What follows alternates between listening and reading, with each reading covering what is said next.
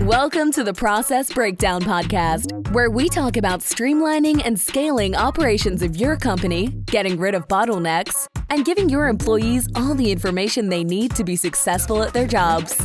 Now, let's get started with the show.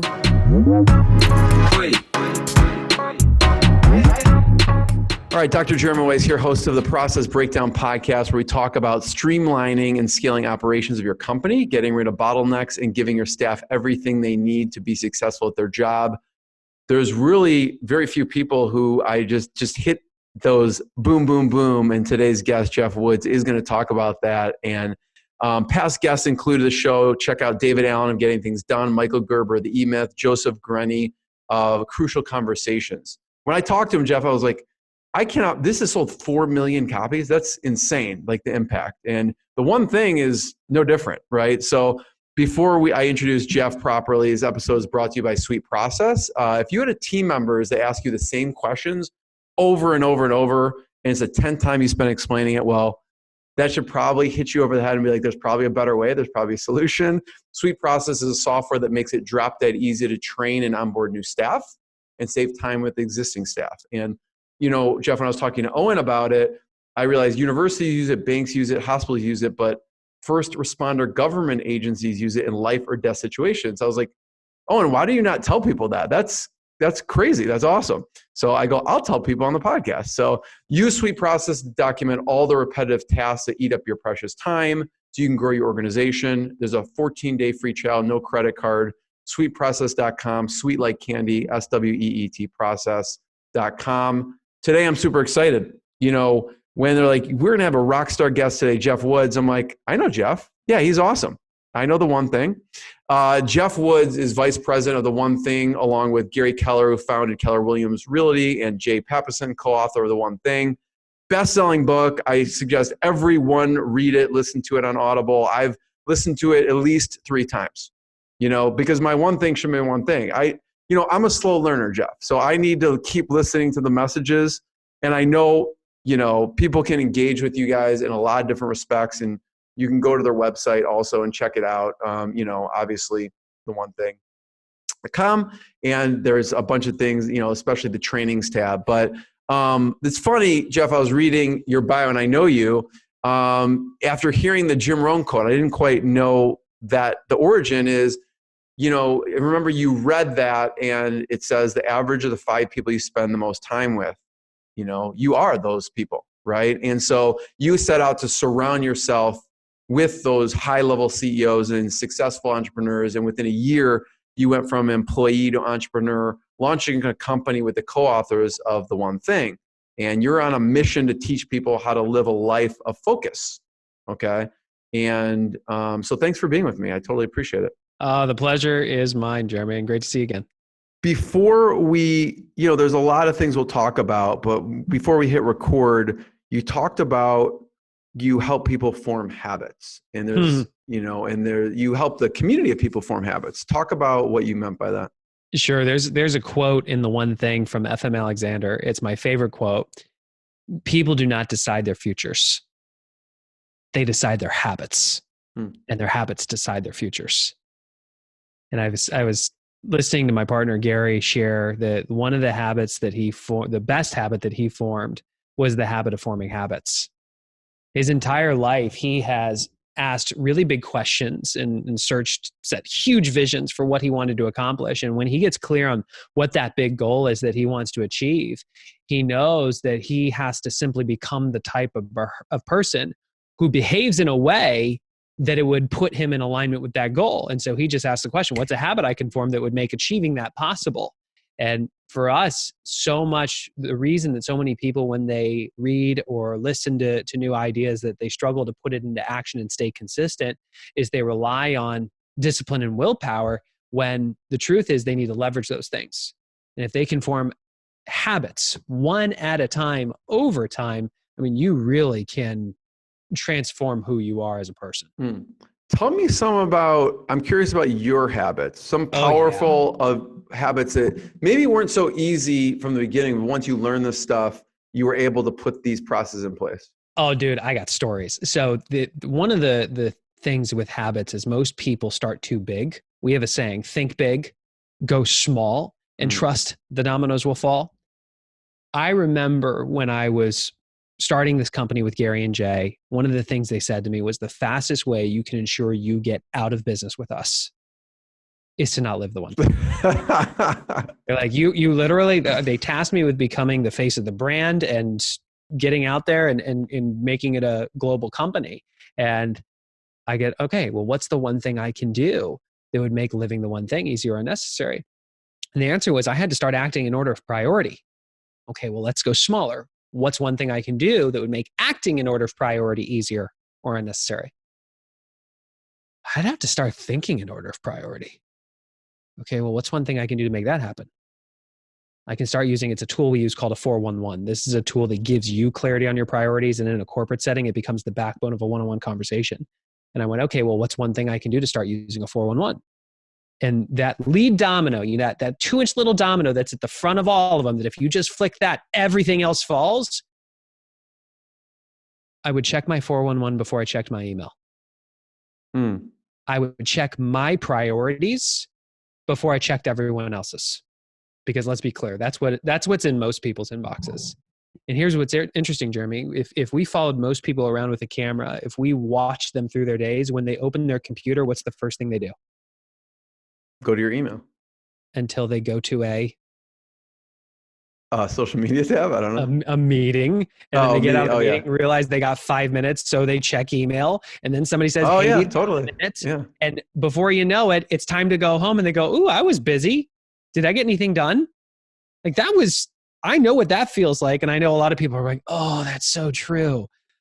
For me, when I started what we call a 66-day challenge, when you do that one thing every day for 66 days, because that's how long it takes to roughly form a habit. All I did before I even opened my computer, I checked my 411 before I checked my email. And what was interesting was if my 411 was blank, if nothing was written on it, I actually started filling it out. And if I checked it and it was filled out, that means I was literally staring my priorities in the face. And when I was staring at my priorities, I just started whacking away at those dominoes first. And in a very short period of time, this became a habit. And the best way I can describe it is I felt like I was seeing the world in color for the first time when I'd been living my entire life in black and white and never knew it. I want to hear about 411. I remember reading the Brian Tracy book decades ago, Eat That Frog, and just do the ugliest, biggest thing first. And when you look at your 411, is that a daily thing? I maybe walk through what the 411 is. Is that a monthly priority or just the yearly priority? What does the 411 look like? All of the above. Yeah. Here's the truth. The world does not need a new way to set goals. It needs a way to have a relationship with them. Jeremy, when you met your wife, what's her name again? Lee. Some point early on in that relationship, you set a goal. It was the first date. I mean, first date, you set a goal, and that changed your behavior. Yeah, because you started communicating with her, you started going on more dates, and as things went well, you raised the goal, and that changed your behavior. You moved in together. You eventually got married. You had kids. And like all relationships, when there was tension, did you immediately start changing your behavior so you could grow back together? Sure. Yeah. Yeah. And here's why I say this. We fundamentally understand how to have a relationship with another person. We were never taught how to have a relationship with our goals. Most people, whether you're an individual, whether you're an entrepreneur, whether you're a leader in an organization, they set their goals for the year. They put them on a pretty piece of paper, but then they go through their days spending their time in email, meetings, and answering Gotta minutes rather than investing it in their priorities. And so what the 411 does, the 411 stands for the relevant truth or information. It also stands for 4 weeks, 1 month, 1 year. When you get clear on what your true priorities are for the year, how can you break them down to the simple priorities you got to knock down this month in order to be on track for the year? And once you have that clarity, you break it down to the very few simple priorities you can accomplish this week that put you in alignment with your month, which puts you in alignment with the year. And then you simply know, okay, these are the things I have to time block. This is what actually belongs on my calendar. Not all the conference calls, not all the meetings. These are the 20% priorities that generate 80% of your results. and you update it every week. You have a date with your goals. So that time, the 411, how can they engage with that? I know if they go to training, I was reading this morning, actually. I was on Time Blocking Mastery, which is how smart and successful high achievers get more. I'm open right now that I was reading it, more done in 66 days than most do in a lifetime. Yeah. So if you go to theonething.com, and unlike the book and the podcast, which is spelled out the onething.com, the website's with the number one. So the number one thing.com. On the free stuff page, you can download a 411 template. Like, this is simple, folks. There's an Excel version, there's a Word version. On the training page, we got some courses there. We teach companies how to make this part of their culture. You can find all that there. Yeah. So what's lately on the 411 for you? For me? Yeah. Talent. It's interesting. So when COVID hit, everybody looked up and realized that the world had fundamentally changed. And I was in a mastermind with Gary Keller, and he was sharing the idea that right now, so many business owners are focusing on surviving. The mistake that they're making, though, is they're not thinking about what activities can they simultaneously be doing to thrive. Right now, we got to stabilize our business and do the things to survive, but immediately we've got to identify the key few investments that we can be making strategically, that when we come out of this, we will have a lot of momentum and we can scale. Because every recession that Gary has gone into, he came out with more market share. Yeah. Going into I think he is a unique perspective also being real estate in 2008 too. So here's a perfect example. Going into 2008, they were number 5 of all the companies. They came out number 1. And the gap between number 1 and number 2 was the size of the 5th largest competitor. Because he was really clear, we've got to stabilize and survive, but then we've got to strategically start making the investments to thrive. And when I look at our business, it's interesting. People, at first when COVID hit, we were going, all right, how much of our revenue is at stake? What's going to happen? How do we just make sure that we can keep the lights on? Once that happened, it became clear that there was actually more demand for what we do than ever before. And now the greatest investment we can make is the investment in people, finding a truly exceptional talent that we can bring into our world so that when we come out of this, we are just ready to rock and roll. So when I look at my 411 for this week, it's very specific activities around recruiting. So you talk about surviving versus, or in addition to thriving. What are some of those things that people are doing that they can do both rather than just worrying about keeping the lights on? Yeah, well, first is right-sizing the business for the market of the moment. I mean, getting your expenses in line. Right now, you should be, what we teach owners to do right now is every single month, you look at your expenses, and it's very simple. Is this absolutely vital to the business? If yes, keep it. Next question. Do we really is this a really strong nice to have? Okay, let's think about it. Do we not need this? Cut immediately. And then there's the what the heck is this? Cut that too. Right. So how do we right size the business so that we can at least keep the lights on? But then from the things we do in terms of thriving, I mean, one of them is training your people. One of the biggest mistakes that we are seeing leaders make right now is they are they're severing their budgets for training, and they're severing their investments in accountability relationships. This is the time when you should be training your people. This is the time when you should have a coach who's helping you think bigger and pushing you past your current comfort zone. That's how you take market share when most people are shrinking. You work with some of the biggest organizations in the US and world with, training. Obviously people can engage with the book, theonething.com, the podcast, and you have different online trainings, but you also do a lot of corporate trainings. So when you go into these big organizations, where do you start? Right now, I know a really hot topic, obviously, is logistics. I know you've worked with a lot of logistics companies. Yeah.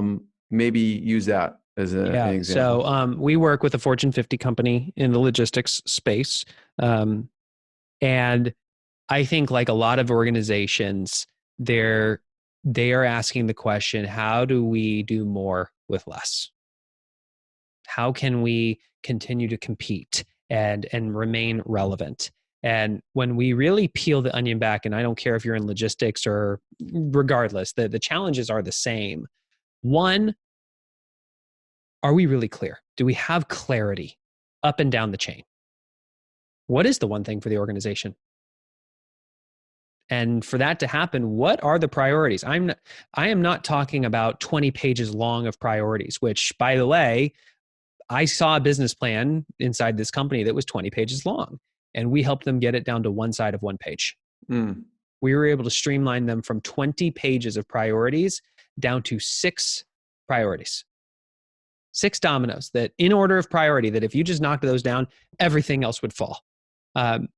So there's a lack of clarity on what the one thing is, what the priorities are, what to do when priorities change. What do I do, Jeremy, if my one thing is this priority and your one thing is another priority, and we have to work together, but my one thing isn't your one thing when we have interdependencies? You arm wrestle? How do you decide?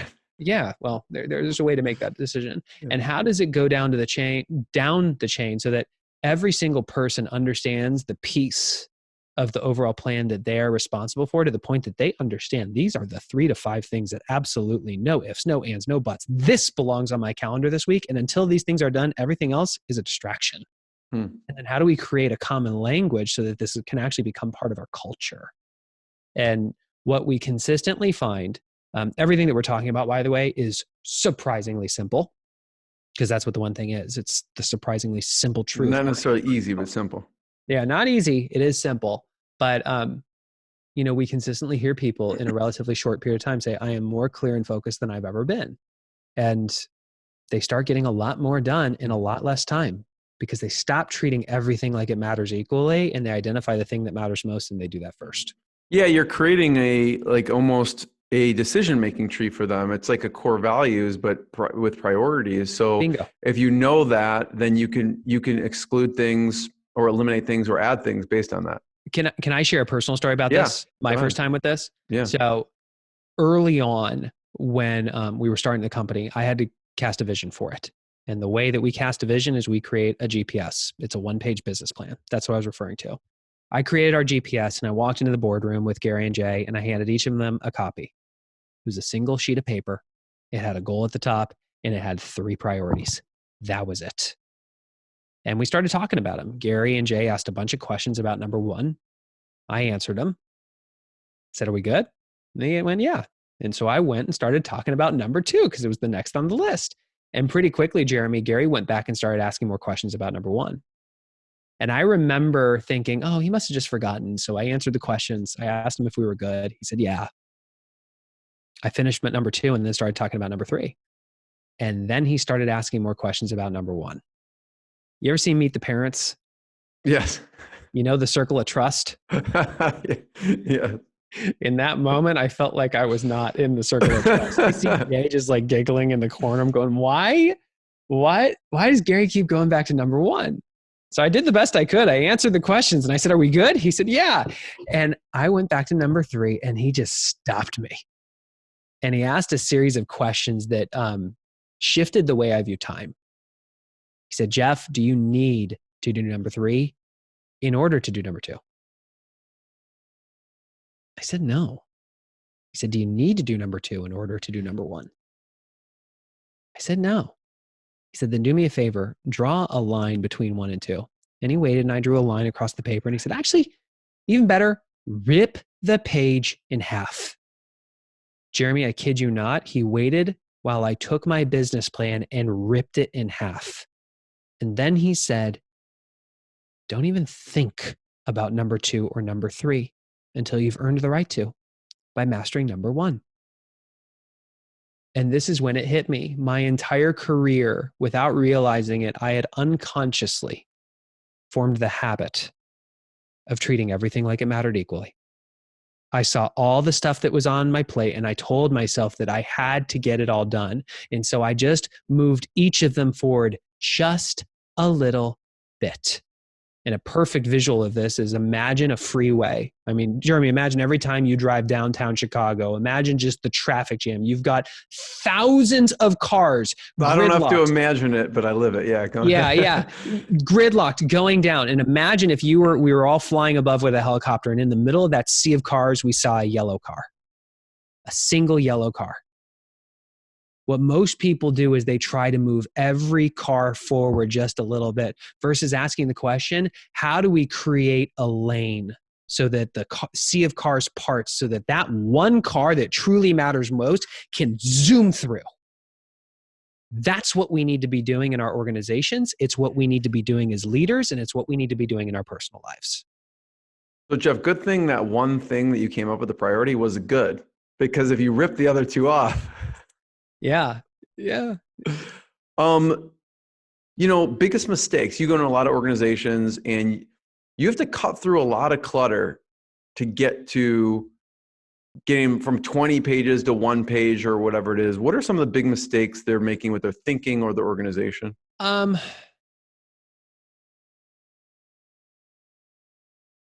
biggest mistakes, they start too big.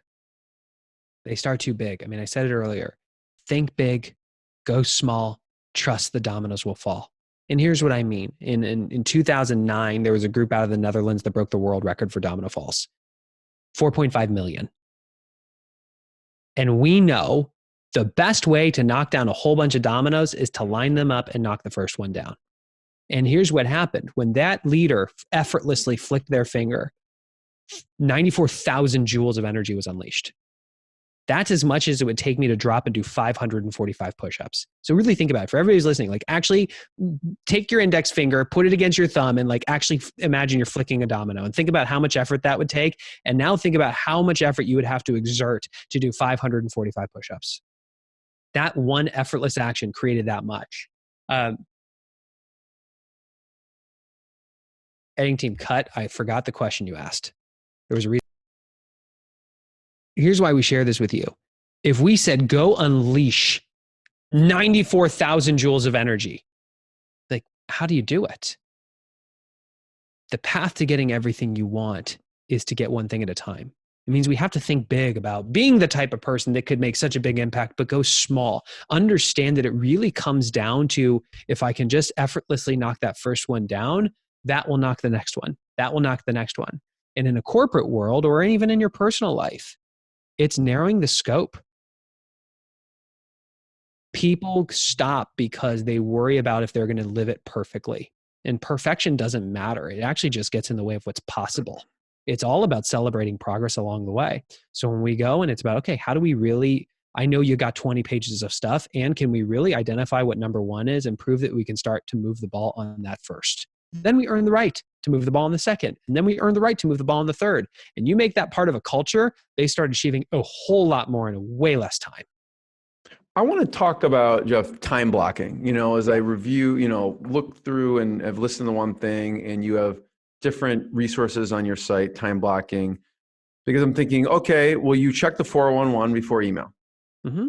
How do you know how much time you leave before you do that? And then that goes into the whole question, well, how do you time block your day? Yep. So this was cool. We were working with some people in our community, and we help people form the habit of using a 411, among other things. And it was amazing because people every week would update their 411. They would have clarity on their priorities. And week after week, we'd check in and say, how's it going? Like, oh, I had clarity, but I didn't get them done. We were scratching our heads, Jeremy, going like, what the heck is going on? And when we really dove in, what we figured out is they were getting clarity on their priority, but they weren't time blocking it. Time blocking is the act of scheduling time with yourself for the things that matter most. And we're not talking about everything. We're talking about the 20% priorities, like your time off, so you're always refreshed. Having time on a daily basis for you to do your one thing, whether you actually have a one thing, or as a leader, most of us have lots of other things, just time blocked for whatever is the highest priority that day. And time blocked to plan. And to really understand that these are the 20% big rocks that I need to place in the middle of the stream, so that when the water hits it, it literally goes around. The way most people plan their weeks is they open their digital calendar, see all the stuff that's there, and then they just fill in the white space. But that's treating everything like it matters equally. That's a lie. The opportunity is to teach people, how do we start by getting clarity on what the priorities are? Make sure those big rocks are time blocked and make everything else flow around it. Do you remember a favorite example or story, whether it was a corporate training yourself or someone from the community, that this was a big aha? Like, what did they actually time block in their schedule? What was a big priority for them? Or they like, nothing's moving these 3 blocks of time or whatever it is? Yeah. Well, I mean, I can share just a personal example for me. Going into this year, our business had been growing so much, and it was more was on my plate than ever before. And at the same time, I've had a very interesting identity shift in the last 12 months. I've shifted from being a businessman with a family to being a family man with a business. There's a clear difference. And when I look at more demands on me than ever before, but saying, no, I'm a family man with a business, I knew I needed a new model for my time. And so I took my planner, which is a paper planner. I still use a digital calendar, but a digital calendar is for convenience. A paper planner is for vision, because you need a bigger view of time. And so we actually created one around the one thing. It's called the One Thing Planner, shocker. And I sat down, and I'm looking at my monthly view, and I said, okay, if I'm a family man with a business, then when am I going to take my time off so that I'm the type of person that just works in between vacations and not the other way around? Okay, I placed those boulders in the stream. Okay, well, what's the one thing I can do for my family? And it really came down to dates with my wife and dates with my kids. And I figured out what date, how many times a month would I want to go on a date with my wife and have dates with my kids. And I placed those boulders in the stream. And then I asked, well, what's my one thing for my role? It's prospecting. So what days am I going to be lead generating? What days am I pouring into my team? When's my planning time? When I place those boulders in the stream, like literally, Jeremy, I can hold it up for you right now. Like this is the current month. Like you can see the big boulders in the stream. Then when I opened up my digital calendar, because I now had vision, I now had a model for my time, and I placed them in the digital calendar. As I moved throughout the month, when people started saying, hey, can you meet at this time? The answer was actually really simple. Sorry, I have a commitment. Well, can you meet at this time? Sorry, I'm booked then too. Here's when I am available. And it actually required that I started to say no to things. I had to start saying no to a lot of other stuff, but it was easier to do because I was clear on what I needed to be saying yes to. A lot of people, Geoff, thanks for sharing that, by the way, are bad at saying no. What are some ways that, as a society, we want to kind of, be nice and make sure we accommodate? What are some good ways that you've found of saying no? First, we have to understand the reason we struggle to say no is because we are not clear on what we should be saying yes to.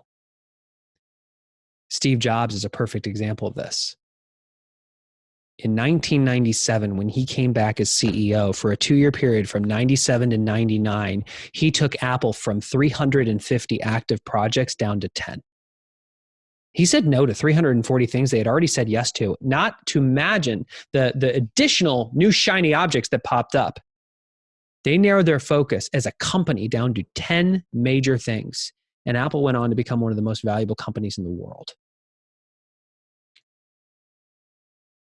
When we get really clear on the things that matter most, all of a sudden, everything else just doesn't matter as much.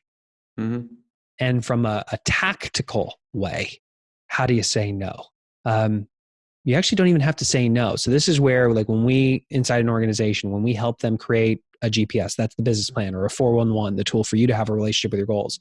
When a boss comes in and says, hey, I need your help with this thing, you actually don't say no. What you say is, awesome, help me out here real quick. Here's my 411 for this week. These are my priorities. I want to make sure I'm following your vision. What number would you give this? Is it the new number 1? Is it the new number 2? Is it the new number 3? You're just literally holding your priorities up and saying, where does this fall?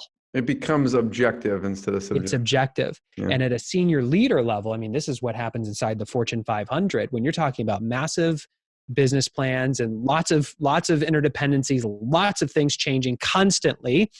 When something new comes up, I've literally seen leaders who have said, hey, here's my GPS for this year. These are our 4 top priorities. We're adding a 5th. Let's make sure you and I are in lockstep moving forward. If I make this the new number 1, here's what the impact is going to be for the others. Are we okay with that? Yeah. It's just a matter of giving people clarity, because he or she who is most clear actually has the power.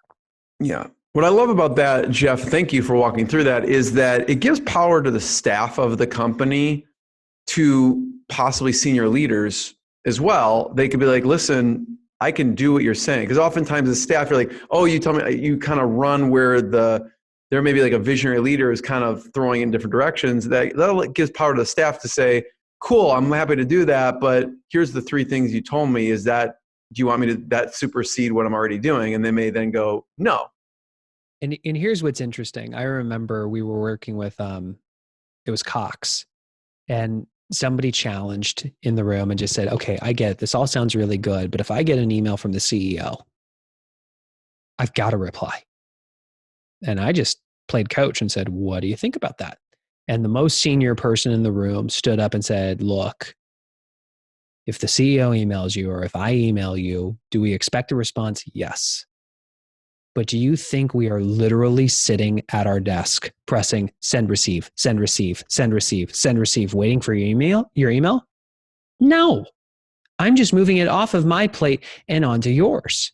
But Jeremy, for some reason, we have taught ourselves that we've got to respond. It becomes urgent, like feeling that it must be urgent. But when we reply quickly, when we say yes to people, we are training people that we are responsive to the channel of email. We are training people that when you have a question, you come to me because I'm going to solve your problem. Instead of, like Jay did this with me in my first 90 days, anytime I had a question, he would say, I have an answer and my job's to teach you to think. What do you think? Most of the time people are coming because they're too lazy to figure it out for themselves. You just push back a little bit. It's amazing. They figure it out. You know, the funny thing is, Geoff, there's some email, I forgot what it is, the link you could send someone if they ask a question, and it's literally a video of someone, I don't know if you've seen it, showing them going to Google and typing it in. Yeah. Absolutely. I remember one of our coaches, used to, when he would go into a time block, he'd close his door, and he found that the number one thing that would distract him in a time block doing his one thing was people knocking on the door. And so what he did is he put a sheet of paper on the door that said, write your name, write your question, write 3 possible solutions. I thought he was going to write your name, write your question, now Google it. Write your name, write your question, write 3 possible solutions. You know, in the one thing too, you mentioned in the time blocking, you also have some trainings and some information around couples goal setting. Oh gosh, yeah. So you want to talk about that for a second? Oh my gosh. So this was a huge aha. And this came from my partner, Jay, and his wife, Wendy, probably now 14 or 15 years ago. They realized we have these proven models for setting goals in a business and ensuring clarity and alignment, but we don't do it with the most important relationship, the relationship with our significant other. Every year we set goals, but we don't succeed alone. We succeed with others. And so he and Wendy, for well over a decade, every year, rented a hotel, got out of their normal environment, and they actually set their goals together. And we eventually created a couples goal setting retreat that we facilitate, where couples can actually go through a process that we facilitate where they actually set goals together. And some of the biggest questions that we get are, what if my plus one is not a goal setter? Welcome to the majority of the world. Most aren't. And what do I do if my goals aren't their goals? And the answer to that is, it's not about that. It's actually not about your goals being the same. If so, like, then Melinda Gates would have gone and started a computer company, but that didn't happen, right? So, or a software company. It's about understanding what's important to each other and how you can support one another. And so it's expanded. It's been huge. And now it's expanded to, there's a couples retreat, then there's a retreat for individuals and teams. That way you are aligned with the people that matter most. Yeah. I love that because, when you talk about the time blocking, you go to the big rocks, which are your family, right? And so it makes sense as a whole separate, you could apply the same things, and we spend a majority of time sometimes working, to our personal life, which is our support system. Yeah. So the thing that we want you to get from this, no one succeeds alone. So don't try to. Whether it's setting goals with a significant other, or when we help leaders in organizations, when they want to create their business plan, they don't do it themselves. And that's a huge mistake. They go up to the ivory tower and create their business plan and cast down the vision. This is where we're going. But nobody feels like they have any ownership in it. Versus we spin it on its head. We facilitate the process where you bring your people in and you ask questions and they tell you where they think you should be going. And it's not a democracy. You still say, this is where we're going, but they make you a lot smarter in the process. And now they've bought in. Yeah. So first of all, Geoff, thank you. Yeah. Thanks for creating clarity, which can be really confusing on priorities and habit forming. Everyone should check out The One Thing. That's the with the number one thing.com, and check out the book, check out the podcast. Where else should they check out? I know you have corporate trainings and you have online trainings. If you want to actually put this into practice, the training page has the online stuff we do. It has what we do from a corporate standpoint, the couples retreat that we facilitate, all that's there. It's one link that has everything. Check it out. Geoff, as always, is a pleasure. Thank you. Yeah, thanks, Jeremy. Thanks for listening to the Process Breakdown Podcast. Before you go, quick question. Do you want a tool that makes it easy to document processes, procedures, and/or policies for your company so that your employees have all the information they need to be successful at their job? If yes, sign up for a free 14-day trial of Sweet Process. No credit card is required to sign up. Go to sweetprocess.com, sweet like candy, and process like process.com. Go now to sweetprocess.com and sign up for your risk-free 14-day trial.